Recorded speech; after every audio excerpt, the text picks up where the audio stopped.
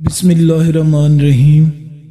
दोस्तों अस्सलाम वालेकुम। यूट्यूब चैनल अब्दुल्ला ब्रदर्स पर खुश आमदीद। दोस्तों अगर आप चैनल पर नए हैं और आपने चैनल को सब्सक्राइब नहीं किया तो इसे सब्सक्राइब कर लें और साथ मौजूद बेल के आइकन को दबा लें ताकि हमारी हर आने वाली नई वीडियो आप तक पहुंचती रहे।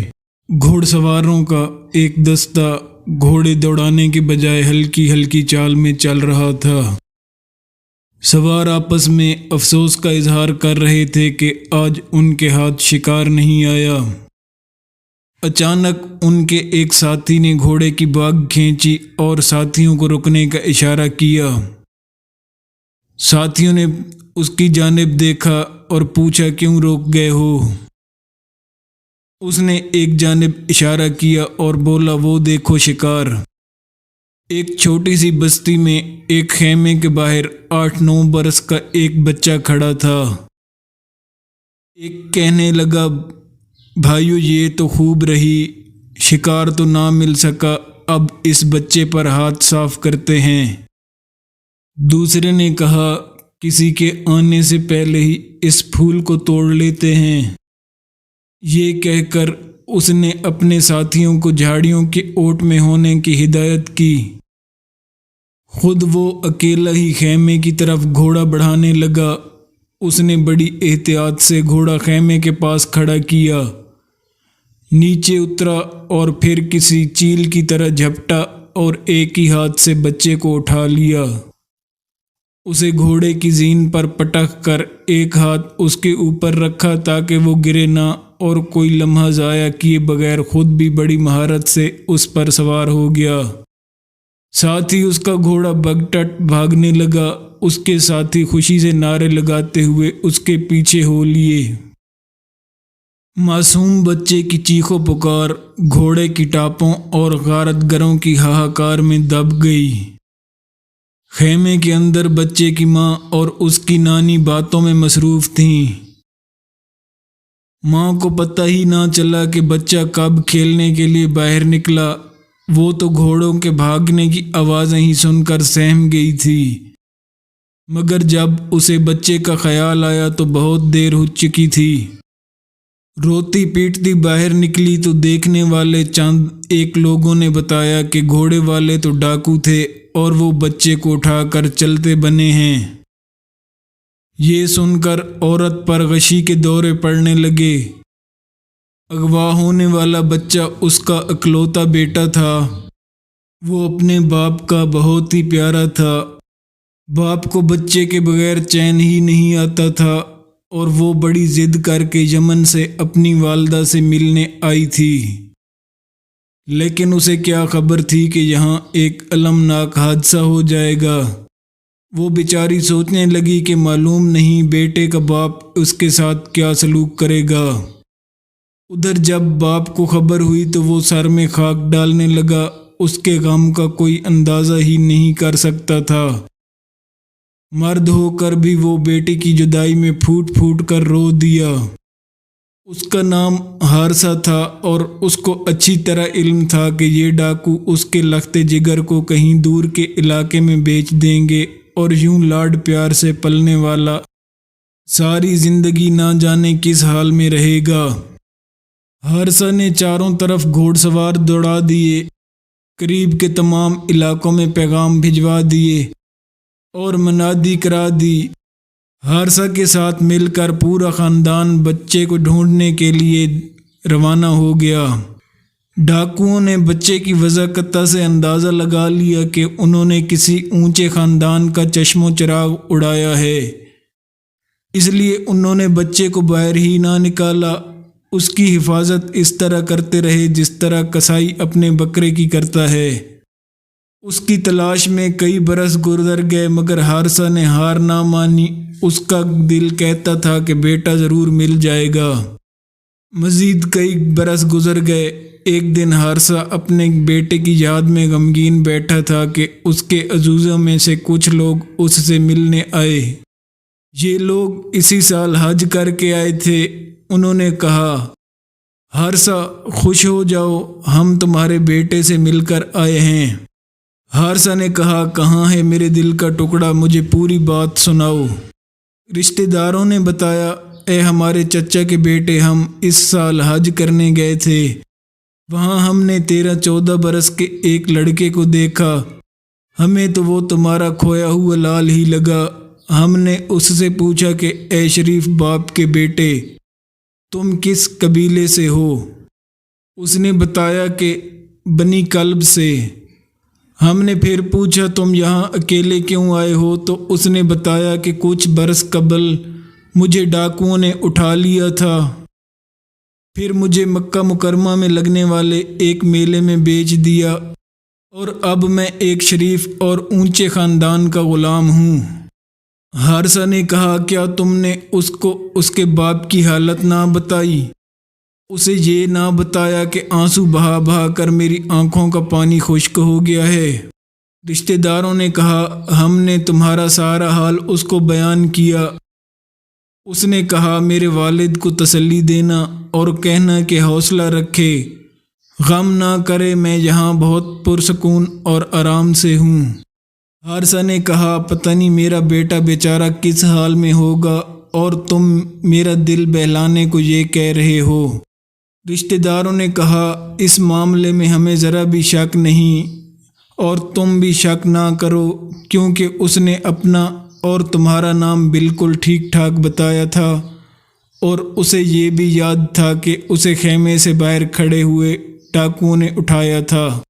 حارثہ اپنے بھائی کعب سے کہنے لگا، اے میرے بھائی، چلو ابھی اور اسی وقت، مجھے تو بیٹے کو دیکھے بغیر ایک پل بھی چین نہیں، ہم مکہ مکرمہ کی طرف چلتے ہیں۔ چنانچہ ایک چھوٹا سا قافلہ اسی وقت مکہ کی طرف روانہ ہو گیا۔ یہ لوگ منزلوں پر منزلیں مارتے مکہ مکرمہ پہنچ گئے۔ انہیں معلوم ہوا کہ اس کے بیٹے کو عکاظ نامی میلے میں فروخت کیا گیا تھا، اور اس کے خریدار کا نام حکیم تھا۔ حکیم ایک معزز قبیلے کا شریف آدمی تھا۔ وہ اس کے گھر پہنچے تو معلوم ہوا کہ اس نے حارثہ کے بیٹے کو خریدا ضرور تھا، لیکن پھر اسے اپنی ہمشیرہ کو تحفے میں دے دیا تھا۔ حارثہ کو دراصل اسی خاتون کے قبیلے بنی معاد کا بتایا گیا تھا۔ اب وہ حکیم کی بہن کے گھر کی طرف روانہ ہوئے۔ انہیں بتایا گیا کہ وہ جس گھر کی طرف جا رہے ہیں وہ معزز لوگوں کا گھر ہے۔ وہاں پہنچ کر ان کی ملاقات ایک نہایت پروقار شخص سے ہوئی۔ حارثہ اپنے بیٹے کے آقا کو دیکھتے ہی مطمئن ہو گیا۔ اس شخص کا چہرہ بتا رہا تھا کہ اس سے کسی کو نقصان پہنچ ہی نہیں سکتا۔ حارثہ نے میزبان سے اپنے آنے کا مطلب بیان کیا اور کہا، اے معزز سردار، آپ اور آپ کا خاندان اللہ کے گھر کا نگہبان ہے۔ آپ مصیبت زدوں کی مدد اور قیدیوں کو کھانا کھلانے کی شہرت رکھتے ہیں۔ ہم آپ کے پاس اس لیے آئے ہیں کہ میرا بیٹا آپ کی ملکیت میں ہے۔ آپ سے درخواست ہے کہ آپ جس قدر دولت چاہیں لے لیں، مگر میرے بیٹے کو آزاد کر دیں۔ میری آنکھیں اس کا چہرہ دیکھنے کو ترس رہی ہیں۔ میزبان نے انتہائی میٹھے لہجے میں پوچھا، معزز مہمان، آپ کس کی بات کر رہے ہیں؟ حارثہ نے کہا، میں اپنے بیٹے زید کی بات کر رہا ہوں۔ میزبان یہ سن کر کچھ سوچ میں پڑ گیا۔ حارثہ نے میزبان کے چہرے پر کچھ بے چینی سی دیکھی۔ وہ منزل کے قریب آ کر ایک عجیب کیفیت محسوس کر رہا تھا۔ تبھی اس کے کانوں میں آواز آئی، کیا اس کے علاوہ آپ کے یہاں آنے کا کوئی مقصد نہیں؟ حارثہ نے کہا، نہیں مہربان سردار، ہم تو بیٹے کو منہ مانگی قیمت پر لینے آئے ہیں۔ میزبان نے کہا، تو پھر سنیے، زید کو بلائے لیتے ہیں، اگر وہ آپ کو پہچان لے اور آپ کے ساتھ جانے کو راضی ہو جائے تو اسے لے جائیے، میں اس کے عوض ایک پائی بھی نہ لوں گا، لیکن اگر وہ آپ کے ساتھ جانے پر رضامند نہ ہو تو مجھے پسند نہیں ہوگا کہ آپ لڑکے سے زبردستی کریں۔ حارثہ اور اس کا بھائی کعب ایک ساتھ بولے، اے شریف زادے، اس سے بڑھ کر اور اچھی بات کیا ہو سکتی ہے؟ آپ نے تو حق اور انصاف کی بات کی ہے۔ پھر زید کو بلایا گیا۔ وہ اپنے باپ کو دیکھتے ہی ان سے لپٹ گیا، اور جب اس سے پوچھا گیا کیا تم ان بزرگوں کو پہچانتے ہو؟ زید بولا کیوں نہیں آقا، یہ میرے پیارے والد ہیں اور یہ میرے محترم چچا۔ میزبان نے کہا زید، تم مجھے بھی جانتے ہو، میرا خاندان بھی تمہیں معلوم ہے، میں نے تم سے جو معاملہ رکھا ہے اس سے بھی تم بخوبی واقف ہو، فیصلہ تمہارے اختیار میں ہے، تم پر کوئی زبردستی نہیں، تم چاہو تو خوشی کے ساتھ اپنے باپ کے ساتھ جا سکتے ہو، چاہو تو یہاں بھی ٹھہر سکتے ہو، تم پر کوئی زور نہیں۔ زید کی آنکھوں میں ایک عجیب سی چمک آ گئی اور بولا میں نے آپ کا حسن سلوک دیکھا ہے، خدا کی قسم اس کے بعد میں ہرگز آپ کو چھوڑ کر نہیں جا سکتا۔ زید کی بات میں ایک جذبہ تھا، محبت کا ایک سمندر تھا۔ باپ اور چچا نے حیرت سے بیٹے کی طرف دیکھا۔ باپ جو نہ جانے کب سے بیٹے کی محبت کا چراغ سینے میں جلائے اسے وادی وادی تلاش کرتا پھر رہا تھا، حیرت اور دکھ سے بیٹے کی طرف دیکھنے لگا، پھر بولا اے زید، تم پر افسوس، خدا کی قسم تمہاری تلاش میں ایسا کون سا پتھر ہوگا جو میں نے نہ الٹا ہو، اور اب تم کہہ رہے ہو کہ میں نہیں آتا۔ زید بولے اے والد محترم، آپ درست فرماتے ہیں، لیکن میں نے ان کی ذات میں جو کچھ دیکھا ہے، ان کو جس طرح کا خوب پایا ہے، اس کے بعد یہ میرے بس سے باہر ہے کہ میں انہیں چھوڑ دوں۔ زید کا فیصلہ اٹل تھا۔ باپ اور چچا حیرت سے بیٹے کا فیصلہ سن رہے تھے کہ وہ عظیم ہستی محمد صلی اللہ تعالی علیہ وآلہ وسلم بھی اٹھ کھڑے ہوئے۔ انہوں نے زید کا بازو پکڑا اور اس کے چچا اور والد کو بھی ساتھ آنے کے لیے کہا۔ کعبہ میں پہنچ کر انہوں نے کہا میں تم سب لوگوں کو گواہ بنا کر کہتا ہوں کہ آج سے زید میرا بیٹا ہے، یہ میرا وارث ہے اور میں اس کا وارث۔ اس اعلان سے زید کے والد اور چچا کا چہرہ کھل اٹھا۔ وہ سوچنے لگے کہ انہیں تو اپنے بیٹے کی عزت اور بہتری سے غرض ہے۔